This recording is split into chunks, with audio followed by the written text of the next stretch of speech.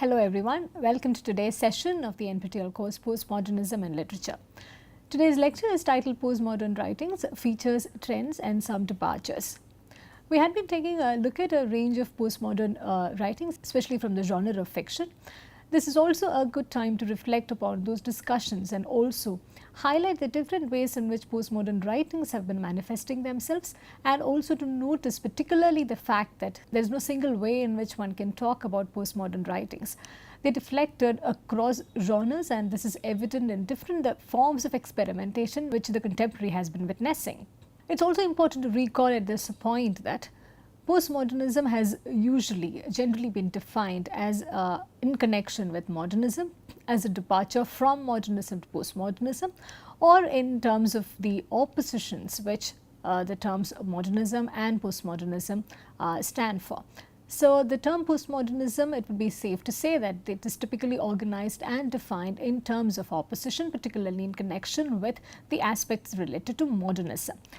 So, it is in that context that we also recall some of the ways in which postmodernism has been defined, particularly in contrast, in opposition to that of modernism.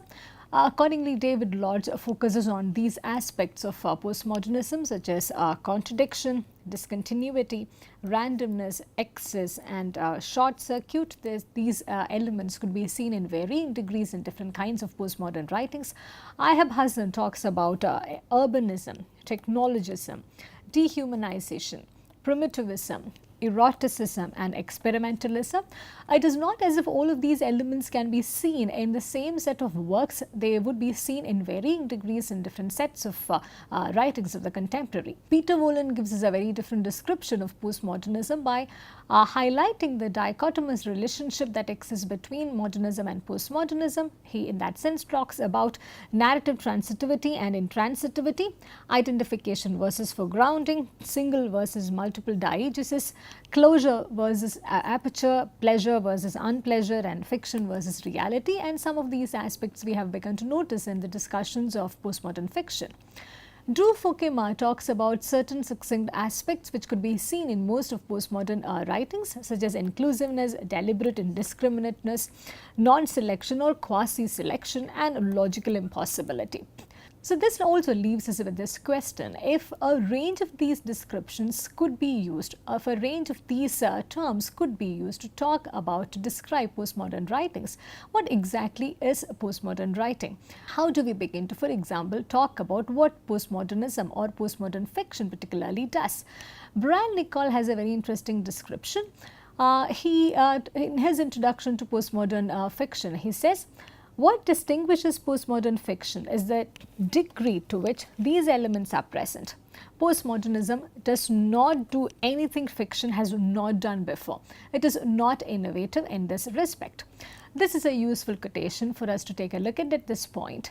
Whenever we had been talking about different aspects of postmodernism, when we had been discussing different kinds of postmodern writings, we have always noticed how certain previous genres, certain pre-existent conventions have been used in different ways in postmodern writings.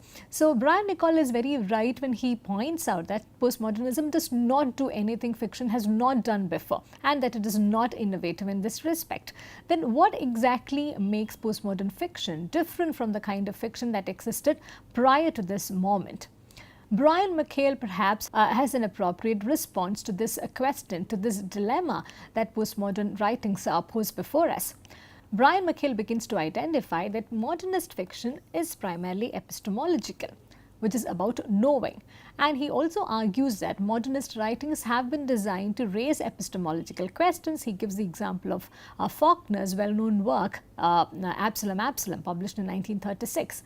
In one of our earliest discussions, we also had taken a look at Absalom, highlighting how this pursues the epistemological question in multiple ways. When we say that modernist fiction is epistemological, we are also highlighting certain questions about knowing, questions such as what is there to be known, who knows it, How do they know it, and with what degree of certainty? What are the limits of the knowable, and how is knowledge transmitted? It could be a series of similar questions about knowing. In modernist fiction, in modernist writings, we find a lot of concern about these epistemological questions, about these issues related to the idea of knowledge and about the process of knowing. However, when we come from modernism to postmodernism, we find a very radical shift from the epistemological towards the ontological dominant. So, one of the major things which differentiate postmodern fiction from modernist fiction is this shift from the epistemological towards the ontological dominant. If we could say that the modernist poetics is a poetics of the epistemological, in the same way, during the postmodernist phase, there is a celebration of the ontological dominant. Accordingly, there is also a shift from the problems of knowing to the problems of being. So, what makes postmodern fiction radically different from modernist fiction is this shift from the epistemological to the ontological, this shift from the problems of knowing to the problems of being. If we again go back to the modernist text Absalom, where the predominant concern is related to the epistemological question, we also find that in chapter 8 there is a certain transition that the narrative makes from the epistemological dominant towards the ontological dominant. It does engage very briefly with certain postmodernist concerns, but the text also goes back to the predominant modernist concerns that it had been engaging with. It's also important to state at this point that this does not mean that the postmodern fiction does not concern itself with epistemological issues. It does not mean that in postmodern fiction the concerns are only about a being, only about ontology. It on the contrary means that in postmodernist texts, epistemology is backgrounded as a prize for foregrounding ontology. Though both these aspects, both the questions related to knowing and being may be present in postmodern writings, but the questions related to ontology becomes more dominant, it's foregrounded, and epistemology is backgrounded. Like the modernist writer William Faulkner, who makes this crossover in one of the chapters of his novel Absalom, we can identify a number of writers who made this crossover during their career, who made this shift from the epistemological dominant towards the ontological dominant during their writing career. So, we recall some of those writers who have also become seminal in the discussions related to postmodern literature. Samuel Beckett, who lived from 1929 to 1989, he was an Irish avant-garde writer associated with the theatre of the absurd. He is also famously known for being the author of Waiting for Godot. Alain Robbe-Grillet, who lived from 1922 to 2008, he was a French writer and a filmmaker, and also an important name as far as the discussions related to postmodernism is concerned. Carlos Fuentes, who lived from 1928 to 2012, was a Mexican novelist and essayist, and Vladimir Nabokov, who lived from 1899 to 1977, was a Russian-American writer and best known for his work Lolita. Robert Coover, who was born in 1932, is an American novelist and a short story writer, and Thomas Pynchon, born in 1937, is an American novelist best known for a number of postmodern novels of him, the most important one being Gravity's Rainbow, the work that we'll be taking a look at in the following session.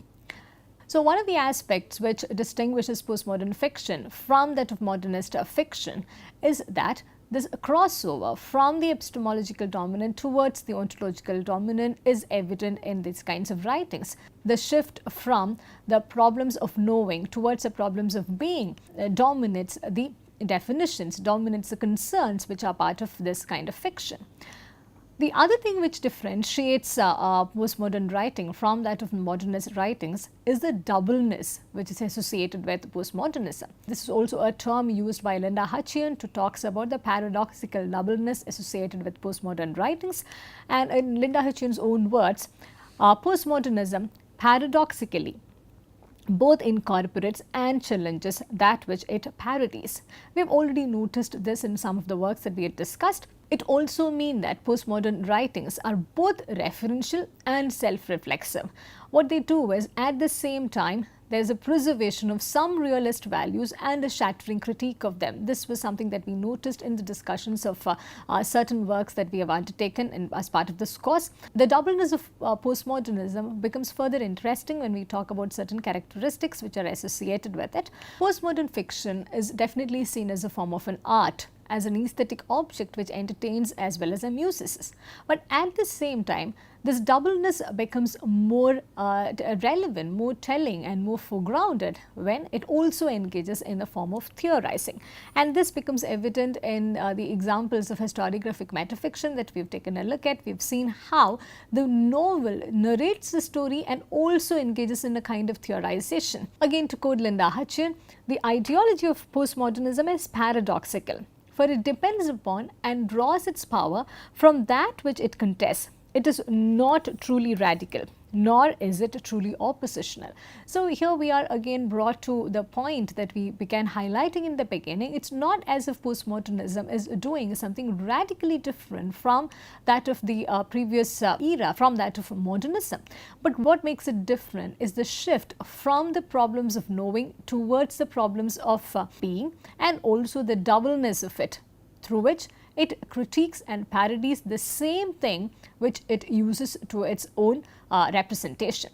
So given such a context, how do we read postmodern fiction? We have certainly attempted reading some of postmodern novels and short stories, but it also makes it important to know how a general kind of reading process could be adopted in the reading of postmodern fiction. It is important to understand that postmodernism in fiction is not simply a matter of how authors write, but how readers read.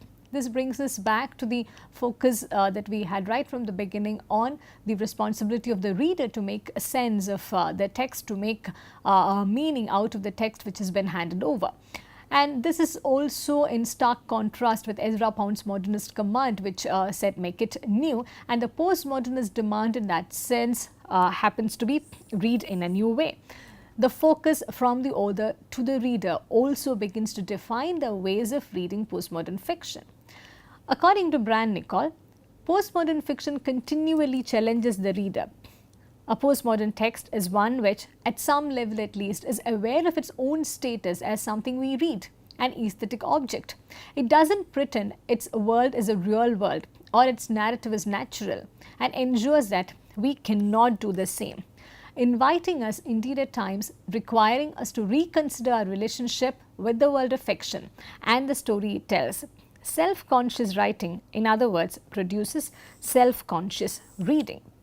From this rather self-explanatory quote, we move to another essay written by Susan Sontag in 2001 titled Against Interpretation.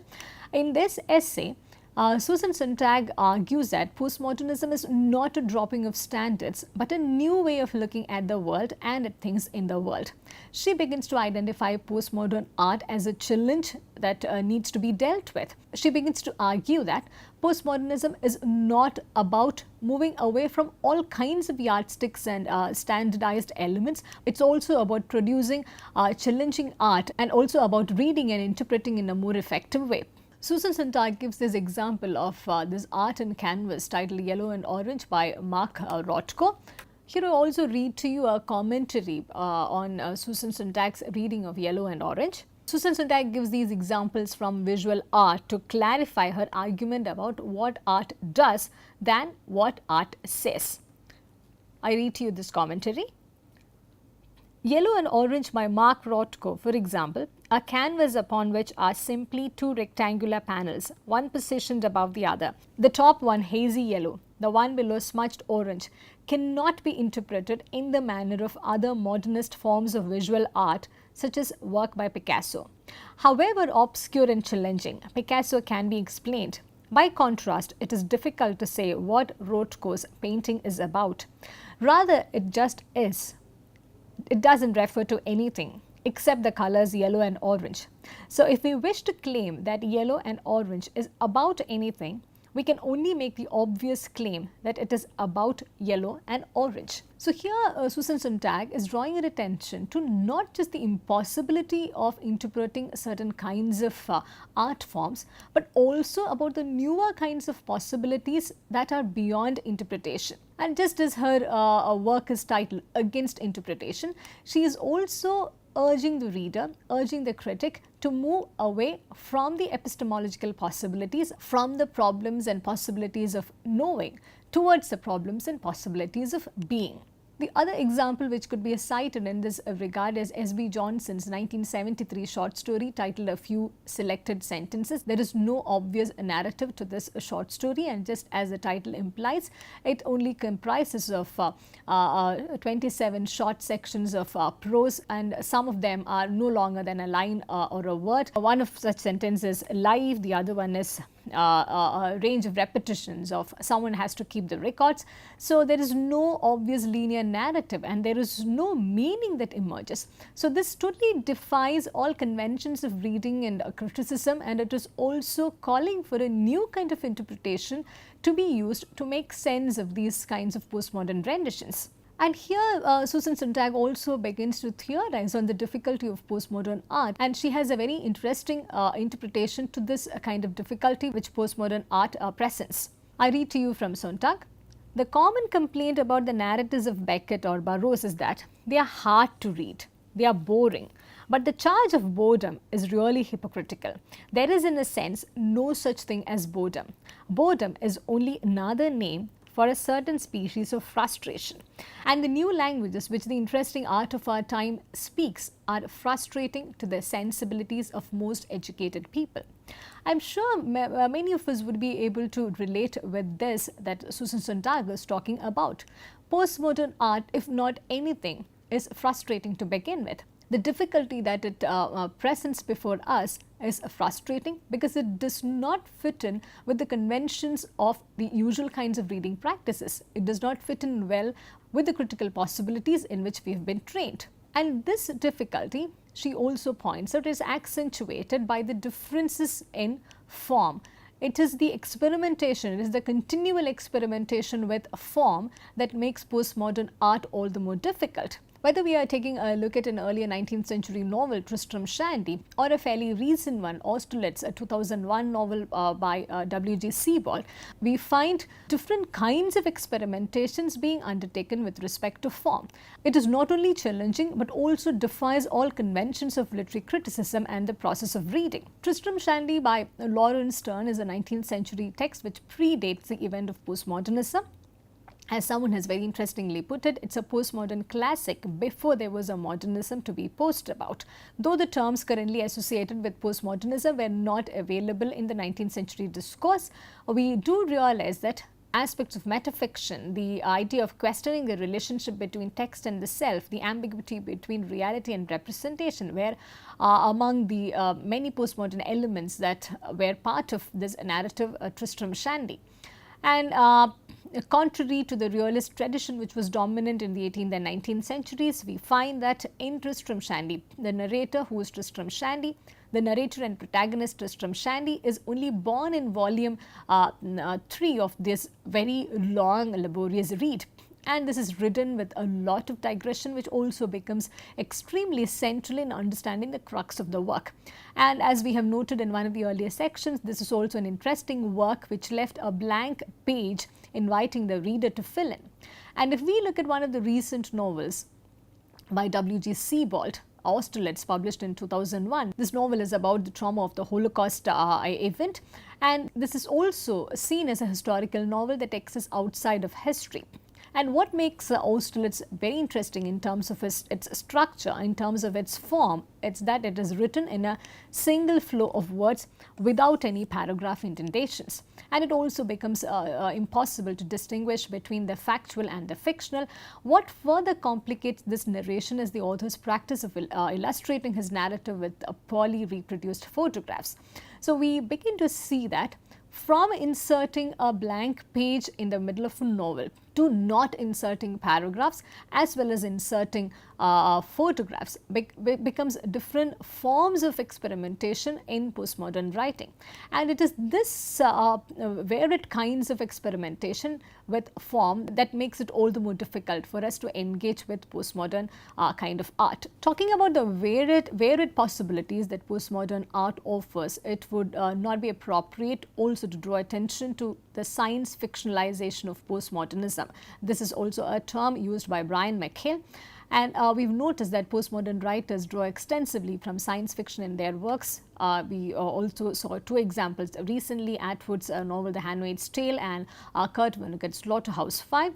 And Brian McHale points out that science fiction plays a key role in the poetics of postmodernism, as it is the ontological genre par excellence, as a detective story is the epistemological genre par excellence, as a source of materials and models for postmodernist writers. This also explains the extensive use of science fiction in most of the postmodern writings. We also noticed in one of the previous sessions that in a similar way, historiographic metafiction is also used extensively as one of the dominant ways in which postmodern fiction gets written. Cyberpunk is also another subgenre and a wave of radical science fiction, and this term has been widely used to describe William Gibson's Neuromancer, the novel published in 1984, and after that there was a spurt of similar kinds of works which could be labelled as cyberpunk. This has also been seen as very tellingly postmodern, and we may also recall the discussions that we had on Donna Haraway's feminist essay, the Cyborg Manifesto, published in the 1980s, which talks about the mythic value of the figure of the cyborg in breaking down the boundaries which have structured Western science since Enlightenment, such as gender and the idea of the male and the female. Before we wrap up today's discussion, let me give you a very brief overview of the novel Neuromancer, published in 1984. It will also give us a sense of the wide range of experimentations which are prevalent in the field of postmodern fiction. The novel Neuromancer is set in an unspecified near future period on Earth. There are also references in the novel that suggest a recent Third World War. And in the novel, we also notice that the cyberspace is not a virtual space, but on the contrary, it exists as a real space, as a concrete space for certain inhabitants of the world to visit. So it is a radical re-envisioning of the entire idea of reality and the cyberspace. And Gibson also notices that Japan is a very apt location because Japan, according to Gibson, is a hyperreal future world which already exists. So these are the different kinds of possibilities that postmodern fiction offers to us. From Tristram Shandy till the moment of the cyborg, the explorations of the cyberpunk, we realize that postmodern fiction is able to inhabit a wide range of possibilities, allowing us to experiment with a range of forms and also opening up newer forms of critical interpretative frameworks. Given these multiple possibilities and prospects associated with postmodern writing, the 1967 essay by John Barth titled Literature of Exhaustion will be a good place to visit at this point. This essay is a mediation on the difficulty of writing something new in the wake of modernism. This essay has also been considered as a manifesto of postmodernism. It also argues that the conventional modes of literary representation had been used up and their possibilities consumed through overuse. And he also identifies realism as one such technique which has been overused, which has been used up, and leaving us with a literature of exhaustion, leaving us with the difficulty of writing something new, especially in the wake of modernism. I do contend that this essay theorizes many of the things that we've been trying to say. It also opens up newer possibilities to talk about postmodern literature in general. So with this, we wind up today's session. I also encourage you to take a look at this essay by John Barth titled Literature of Exhaustion, which will give you a sense of why and how such experimentation was imminent in the postmodern moment. Thank you for listening, and I look forward to seeing you in the next session.